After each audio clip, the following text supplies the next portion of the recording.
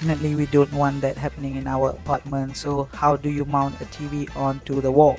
So here I place this mount onto this wall. It is placed on a cabinet. I have attached these 5 screws to make sure the mount is strong and sturdy.